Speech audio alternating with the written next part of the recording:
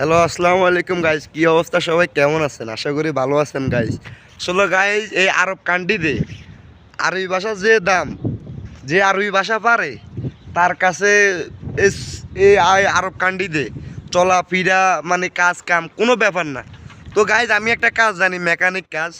তো একজন আরবিয়ানের সাথে দেখা হয়েছে, তারা ফুল ইঞ্জিন নামাইছে। তো ওদের সাথে গেলাম, ওরা আমার অনেক ধরনের কথাবার্তা বলতেছে। তো আমি কি বলছি, আমি বলছি মালুম, অর্ধেক বাংলা, অর্ধেক আরবি, অর্ধেক পাকিস্তানি, মানে না না পারলে যা হয় আর কি, এরকমভাবে বুঝাইলাম। লাস্ট পর্যায়ে বুকের মধ্যে জড়ায় জড়ায় বিদায় দিছে আম করে, আবার আইসো, সমস্যা নাই, আমরা আসি এই জায়গায়, আরবিতে কইলো। তারপরেও বুঝতে অনেক কঠিন হয়েছে। তো এই গাইজ আপনাদেরকে বলতেছি, যারা এই দেশে আসবেন সবার আগে এটা